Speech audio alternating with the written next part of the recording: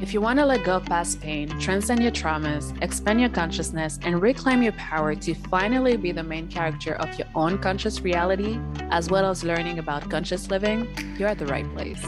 Welcome to Conscious Matters. It's a safe space where we chat about conscious matters, focus on self-empowerment, awareness, holistic wellness, and sustainability. Join me, Melissa DiVieri, for inspiring conversations with myself and some of the most beautiful souls out there. We expand on our experiences and share what we've learned along our healing journey to live in peace, harmony, and mindfulness on a daily basis. Oh, and share with loved ones, and don't forget to take 5 little seconds to review this podcast by just leaving a few stars and kind words. That would really help with the algorithm, so we can spread the message to help more people live consciously. Get your mind, body, and soul ready for a ride in consciousness. Namaste, listeners. Do what you can with what you've got where you are. A quote by Theodore Roosevelt. We all want to live the life of our dreams, and I'd say we very much in our right to want so. Nonetheless, to get the desired destination, we cannot avoid going through the journey of life, the one that is full of ups and downs, twists and turns, obstacles and setbacks, good and bad. But at the end of the day, it's life.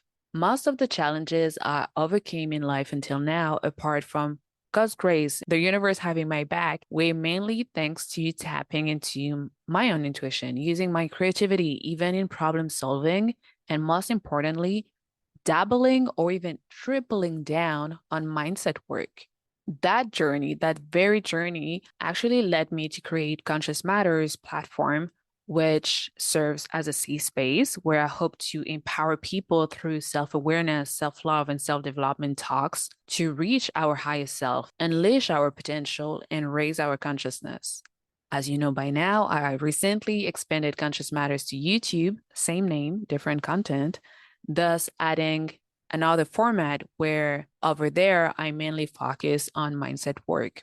When looking up the definition of mindset, it clearly states that, I'm quoting the definition here, your mindset is a set of beliefs that shape how you make sense of the world and yourself. It influences how you think, feel, and behave in any given situation. It means that what you believe about yourself impacts your success or failure. End of quote. I honestly encourage everyone to master mindset work, especially creatives and business owners. Why? Because when creating something, an art piece, a business, a project, anything really, it becomes intrinsically embroiled with our own vision, emotions, ideas, ideals even, and most importantly, our personal values. In today's society, in order to play the long game sanely, and I insist on that word, sanely, it's a hard learning curve to dissociate our worth from our work or productivity, separating our worth from our success or failure, controlling our thoughts to make sure they gear us or they drive us in a way that aligns with our highest good, and managing our emotions to use them in a way that elevates us can only be done through a healthy and empowering mindset. At least that's what I think. The biggest minds in history have sworn on mindset. Think about Maya Angelou, Malcolm X, Tony Robbins, Esther Hicks, Joe Dispenza, Louise Hay, and so many amazing and great minds. Utilizing the power of our mind to favor the outcomes of our lives is what we'll be discussing about today.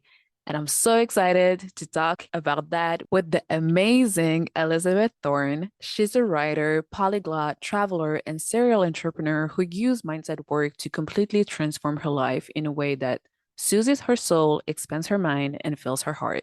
And I cannot wait to start the conversation. Listen up to this jam.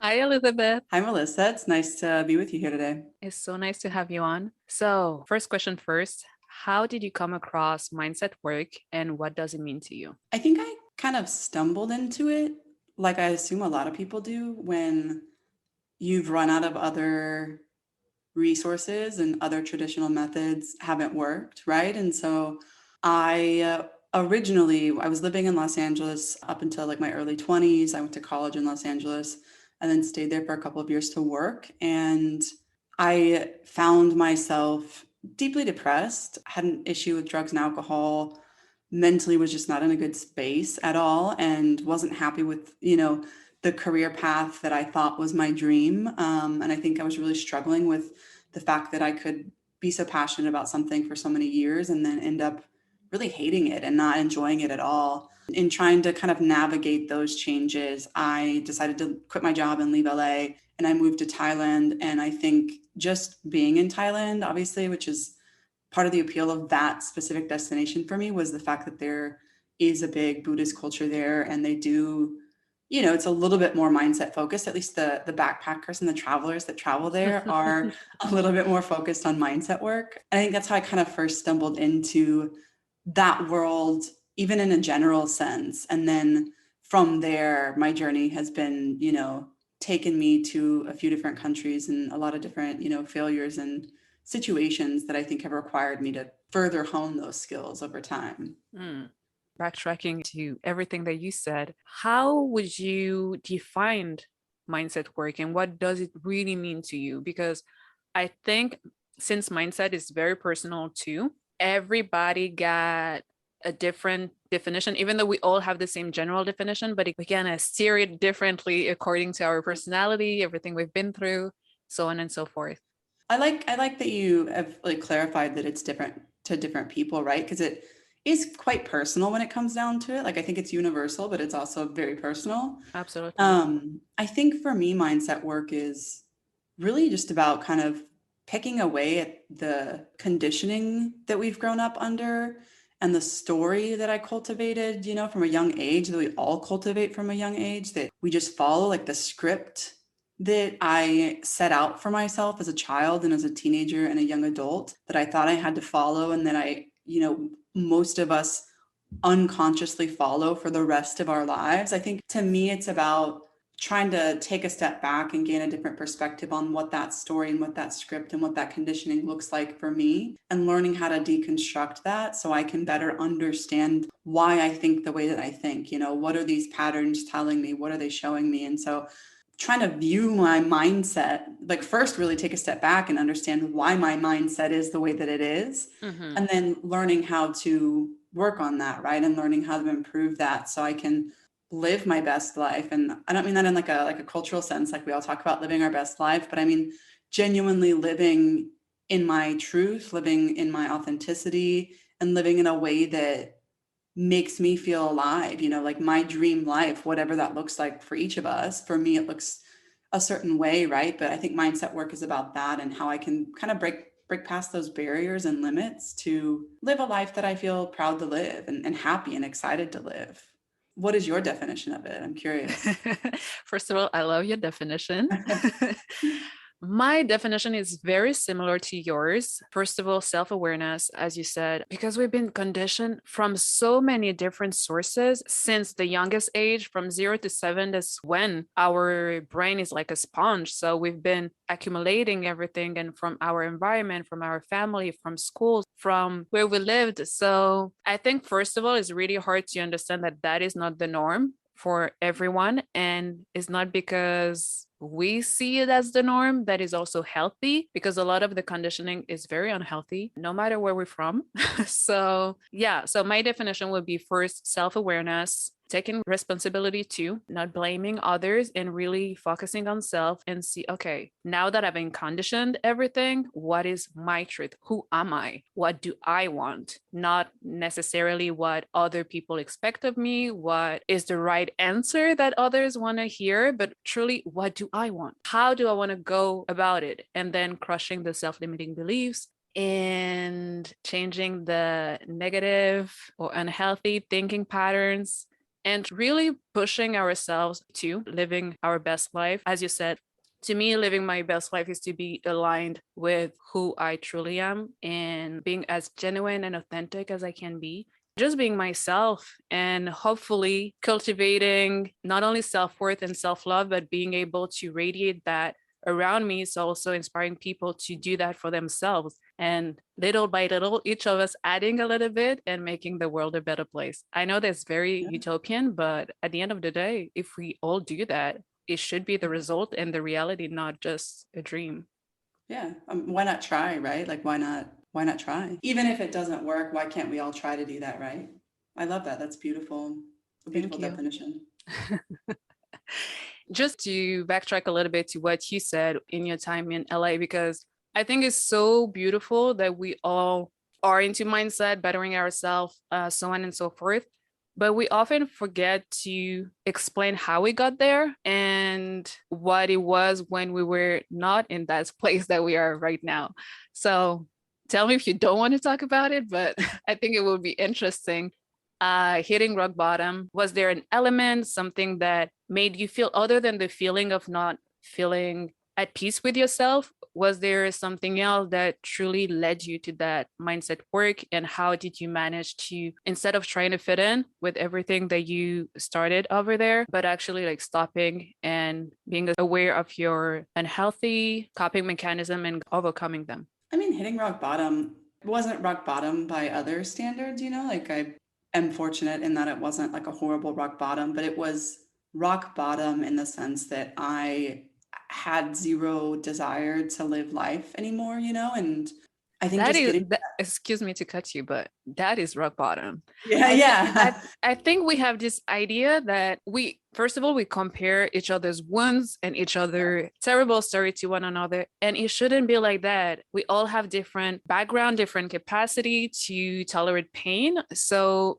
for someone, rock bottom can be having nothing left, not a home, no family, living on the streets, and facing so many traumas. But for another person can just be like a breakup and then losing themselves and not knowing who they are anymore. So Yes, I think we should like scratch that stigma of that's true. what that is one definition of hitting rock bottom. Yeah. Everybody has their own rock bottom. I mean, I would agree too that in any instance where we've lost a desire to live Mm, in any capacity is, I mean, that's the essence of life. Like that's what we're yeah. here to do, is live life. And so to lose that desire entirely is scary and it's tough to navigate. Mm, And I think if anybody or yourself have ever been there, it just does, it consumes you and it just feels never ending. And I think as sad as it sounds and as much empathy as I have for the version of me that was in that space, I'm also very grateful for that experience because I think that in hitting my rock bottom, I really had nothing left to lose. And mm, it's like, this is as bad as it gets. I'm already yes. miserable. So I'm already miserable. So any decision that I can make from here, like, Mm, what does it matter?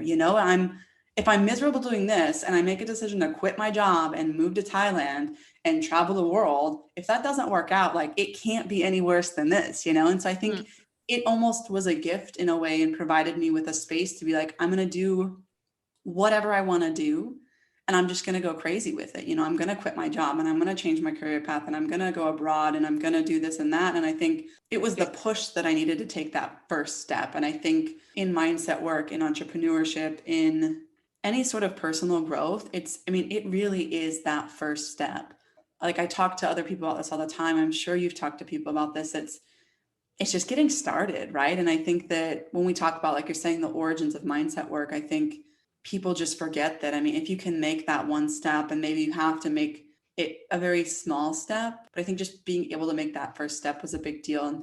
And that's what kind of Thailand was for me. That's what leaving LA was for me. And so I just felt that I'm already kind of at my rock bottom and I don't have any will or desire. There's just no life in me left.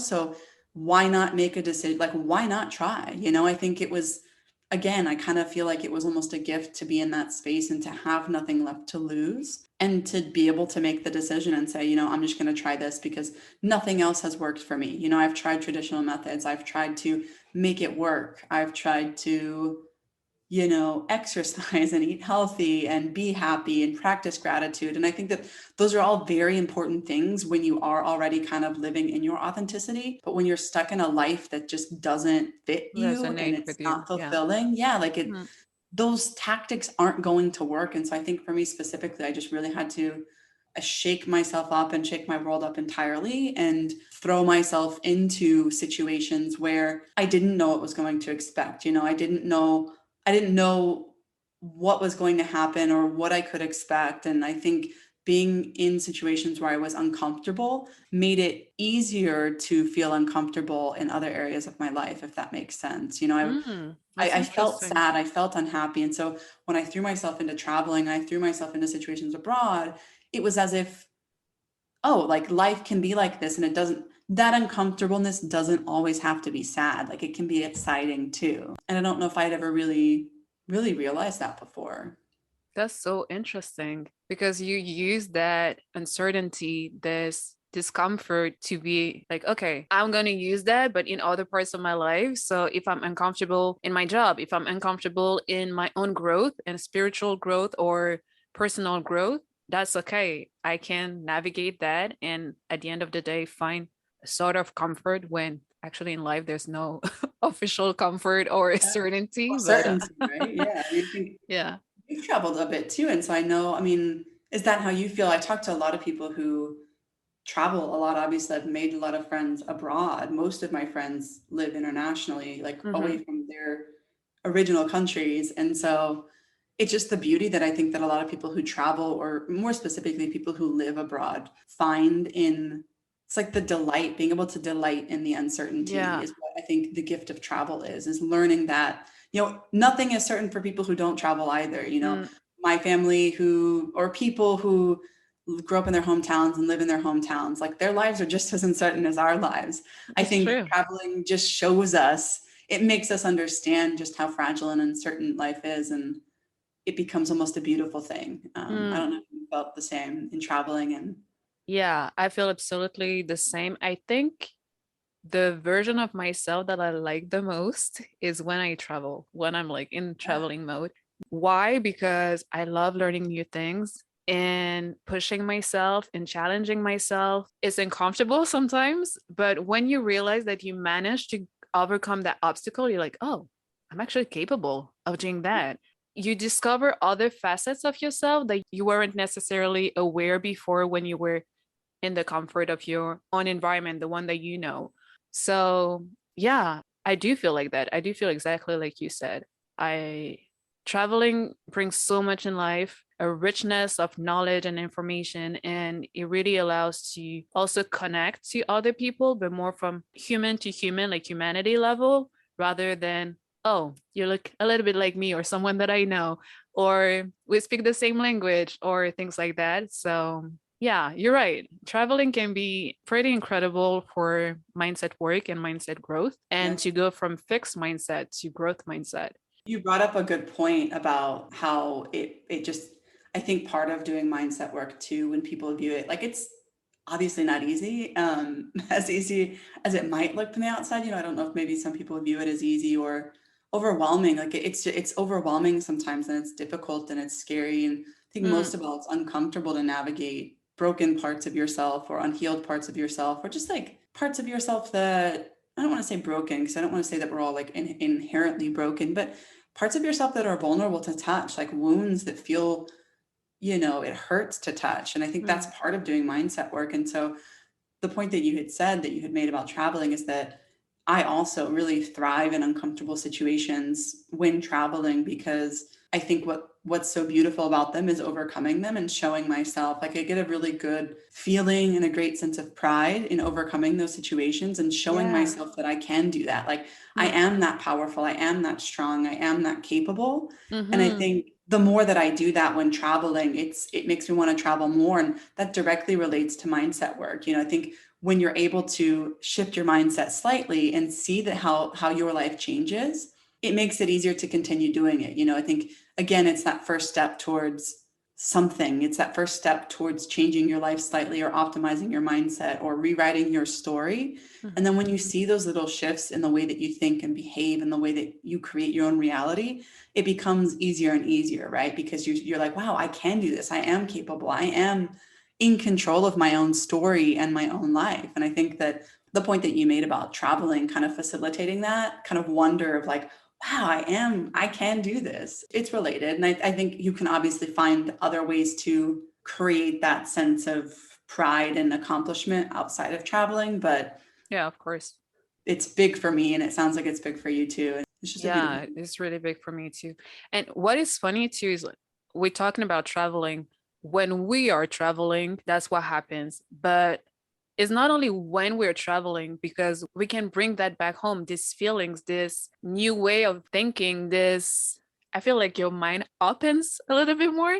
So it's something that you can bring with you, and you don't need to always or constantly travel to feel like that. Yeah. It's just like it really pushes us to actually have this opening. Do you think that mindset work is like inner work, or do you think it's something different?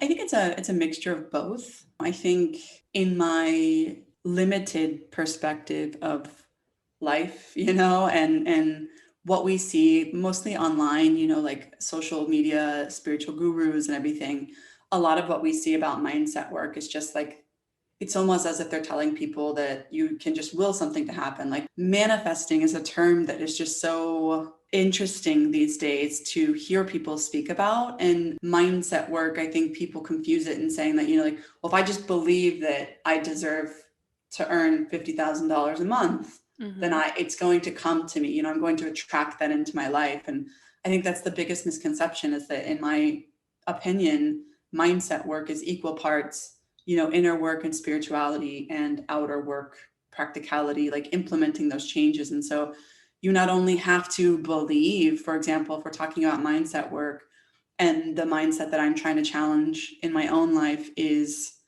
that, everything is a struggle.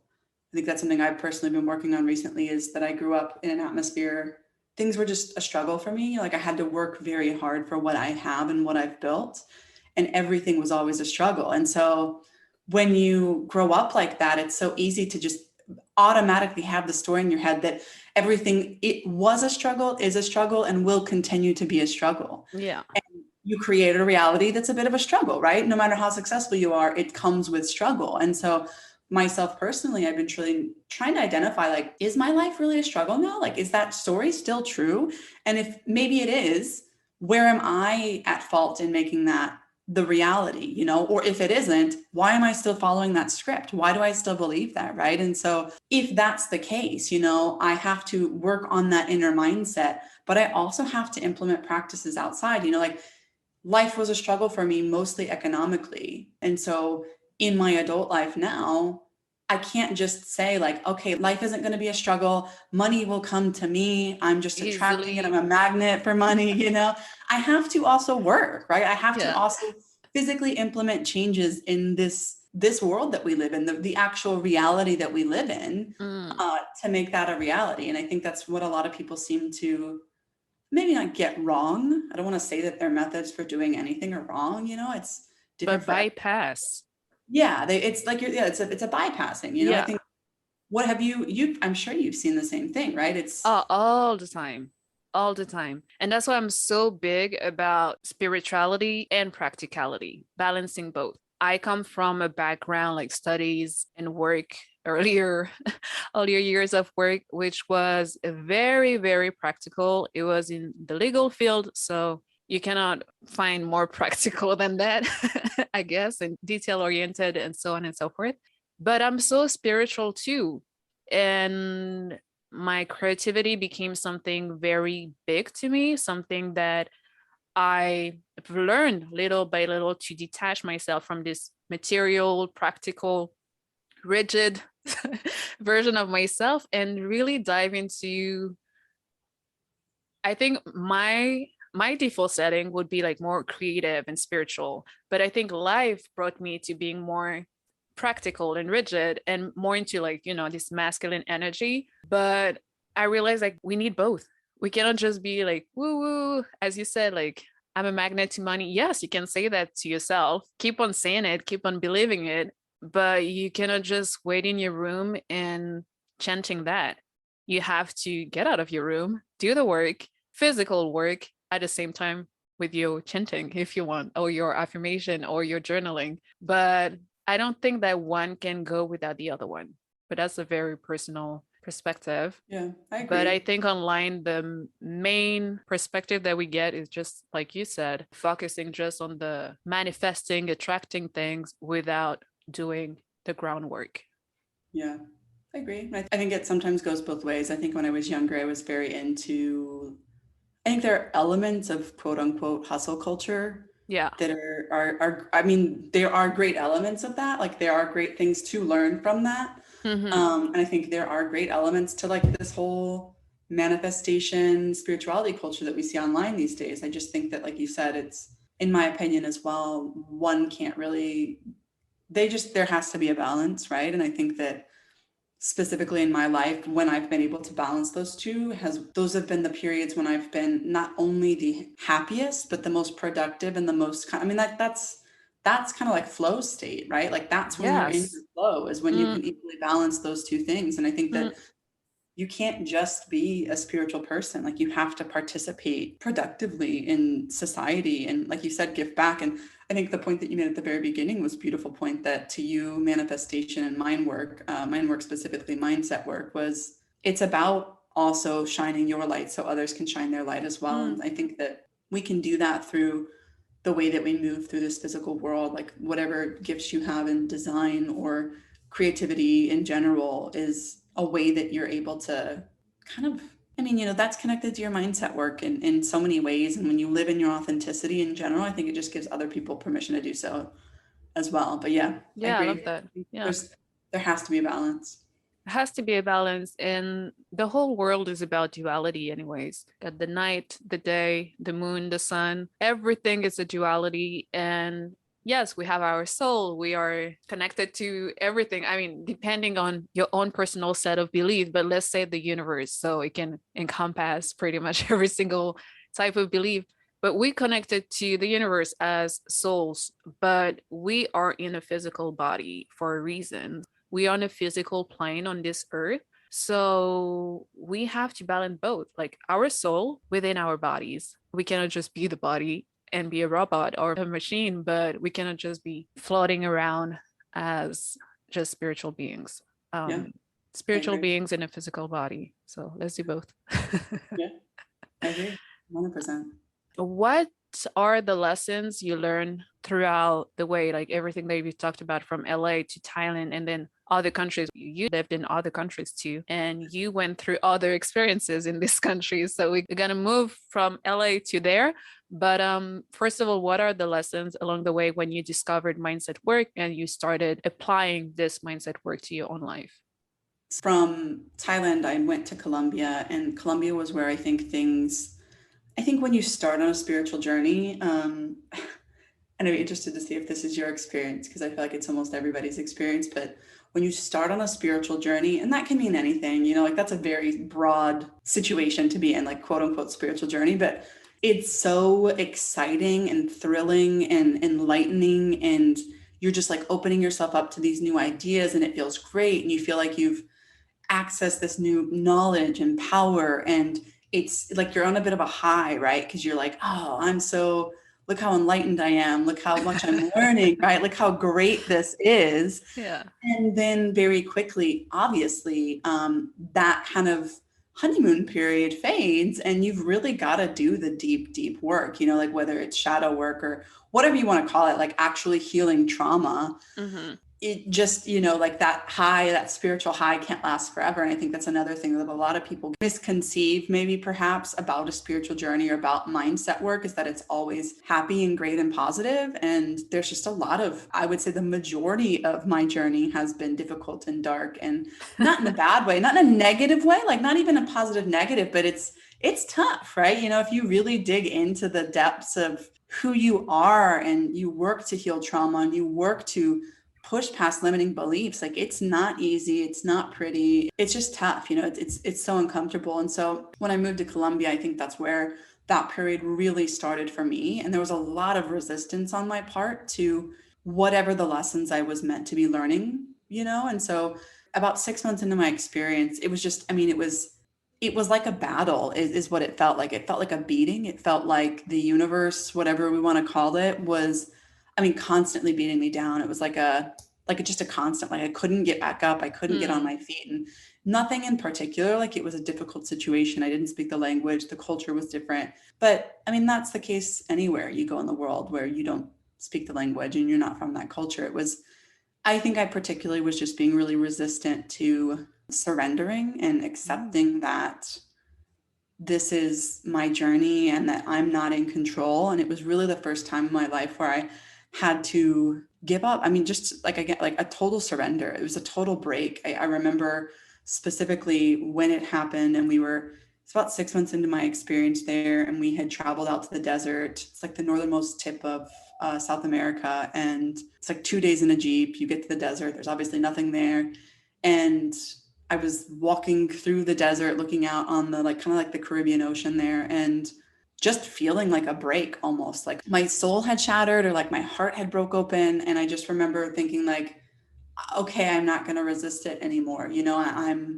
I surrender, like I give in. I'm not in control. I don't know who is, and I don't need to know who is, but it's not me, I'm not preoccupied with answering the question of who is or what is in control. I just know that, I am not I'm in in control control. of how I react to things, but I'm not in control of what happens really. Like I do control my destiny in a certain way, and in that I can, like we've talked about, like in the physical world, I can, work hard and build a certain life for myself. But at the end of the day, I know that I'm not in control. And so that for me was a big, big lesson. I think that was one of the biggest that I've learned yet. And that was a very big shift in my journey. There's a very big difference between pre-me, that situation, and me after that situation. And I think a lot of situations after that have been many versions of that, in that I think a lot of times the biggest lesson that has come up for me is total surrender and total acceptance of serendipity. And,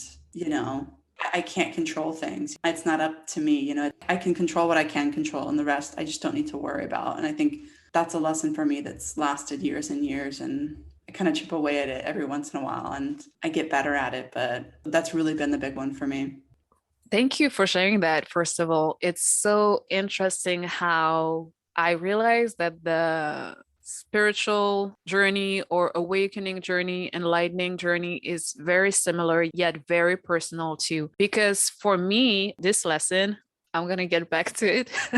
It was the same for me. And yeah, but before that, you underline something that is very interesting, that we tend to see this mindset work, which is very linked to manifestation and inner work, as very positive. That is transformative. Yes, it is for sure. But we tend to focus on the positive side, and that is magical and happy go lucky. But yeah, it's so heavy. It's so hard. It's so draining at times. It's sometimes you're like, why am I even putting myself through that? Because a lot of people are not doing it and they're living an okay life. So why am I doing that to myself? But when you go over the limiting belief, the obstacle, the trauma, everything that was holding you back, you realize, okay, it was worth it. It was worth it because now I'm growing into myself and I'm able to live a life that is little by little more aligned with what I want, my desires. And it kind of feels just more natural in a way, like you don't need to force anything. I did a whole episode about the art of letting go, because we tend to be like so forceful and attaching ourselves to people, situations that are not necessarily healthy. But since this is what we know and our norm, our conditioning, we just keep on grabbing onto them. But that's a whole other conversation. But yeah, so that was super interesting that you said that. For me, the spiritual high was not right away. For me, like at first, it was hard. It was terrible. It was sad. It was dark. And then I realized, okay, I'm going through that because X, Y, and Z. And that's when I was like, oh, okay, let me learn more and more and more and more. And suddenly it became something so incredible that you feel like, okay, I know that. And I just want to share with other people, but people are not ready to hear what you have to say yet. They're not there in their journey. So you become frustrated. And I think it also becomes a little bit part of your ego then. Like, oh, I know all of that. I can heal the world. I can heal people around me, my family, my friends. But I think it's a learning process. Then you learn to tune it down and accept that everybody is at different stage in their own journey. Mm-hmm. And going back to focusing on yours so you can, as a ripple effect, inspire people to go on their own journey. But I think at first, yeah, it was like very dark, then very excited wanting to heal everyone, but this is not the way to go. You cannot heal someone who doesn't want to be healed, first of all. And then it was just like about acceptance and realizing that I cannot control the situations that I'm going through. I cannot control other people, because sometimes we feel like we are just advising people, or we feel like you see their situation from another perspective, or you went through the situations, you knew then what to do. So you feel like now you can just like, yeah, you just have to do this and that and this. But no, to me, this is also controlling other people. I guess just the older that I get, the less I become concerned about. I think I, like you, was I mean, when you learn certain things, it does kind of feed your ego and you're like, oh yeah, Yeah. but yeah, I know how to go through that situation. Let me tell Yeah. you how, And the older I get, the less, I guess, the more compassion that I have for everybody else. Yes. I see how we are one, but I also respect the individuality of other people and their own journey. And I see the beauty in that, Mhm. I understand that it's theirs, it's their story and it's their journey and it's their life and it's not mine. And Yeah. it alleviates a lot of pressure on me for sure. But it also is just, I think it's beautiful to respect that about somebody else and not try to Mhm. impose my story and my experience and myself on them, like just Yeah. let them exist as individuals, I think is cool. I agree. I was not always like that. Yeah, me neither. Yeah, it's But I think nice to, it comes from an honest place yeah, of being excited and wanting to yeah. share what worked for you. So yeah, but it can be overbearing. And as you don't want other people to impose their own mindset, their own story, their own way of thinking on you, little by little, you learn to not do that on other people Yeah. too. So yeah. I think there's a beauty in letting other people be Yes. who they are as well. Like letting them live their story. And I think it's tough sometimes to watch people fail or to watch people hurt Yeah. or watch people be Hurt unsure. Yeah, even. and Yeah. but again, there's not much I can really do except be supportive and, love them through that. And I think there's a beauty in understanding, like with mindset work, that all I can do is work on myself, and that's what creates the change. It's not me forcing that change onto other people. You talked about control. I struggled with that for a long while, still working through it. Work in progress here.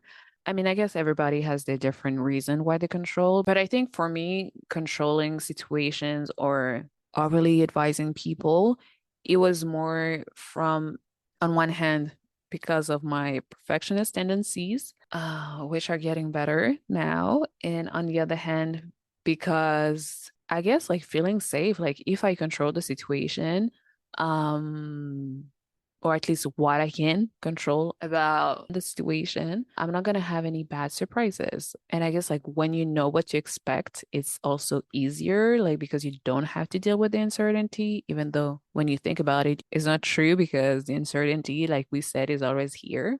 But when you think that you have a little bit of control, you feel like there won't be any uncertainty. I won't get any bad surprises, and things will work in the way that I planned it in my head. So now I'm always using the expression let go and let God, Yeah. because at the end of the day, yeah, we can only control our actions, the way that we decide to act, the way that we decide to react as well, how we process our emotions. Mhm. This is the only three things that, to my mind, we can actually control. But the rest is not up to us. And it shouldn't even be our business to think about the how or the when. We should focus on the what, really work on the what, and the rest is up to the universe. Like it's not our business to try to control that, but it comes from the hustle culture, I think, that we Yeah. all grew up in, that we were talking about at the beginning. You had mentioned, we talked about combining spirituality with practicality, inner work and outer work. And I think a lot of that, my therapist, I feel like sometimes calls me out on, I don't know if he does it intentionally, but it causes me to reflect in a way that is positive, that it's like, well, you can do the inner work and the outer work, but if you're still attached to the outcome, then what's the point? It's like what you're saying is we need to worry about the what, what am I overcoming? What do I need to work past? How can I become a better person? How can I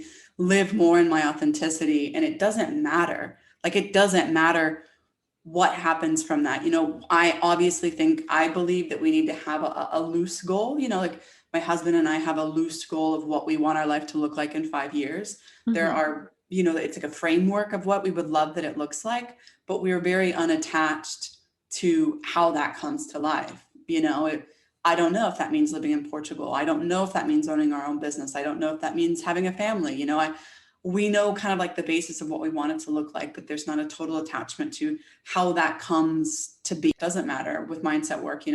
I'm literally working on my mindset. That's what I'm doing. And everything else, I think if you are working on your mindset in a way that allows you to live more authentically and to be yourself, like you said, it just feels more natural. If I'm feeling comfortable in myself and the life that I've created, then the reality that I'm living and the future that I create for myself is going to be for me, regardless of what it looks like, and I think I'm not saying I'm perfect at it. Like, there's a lot of work to be done still, but I think the more that I'm able to detach from any sort of outcome, it always works out for the best, right?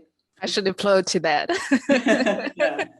Yeah, I absolutely agree. And I heard something, I can't remember the source, but I was watching this YouTube video about this man talking about vision boards. Instead of working towards goals, we should work towards intentions, because most of the time our current reality, the way that we see things today in this present day, is not who we're going to be in the future. So from today to the future, we might learn new things. We might have other desires that are not on our vision board today.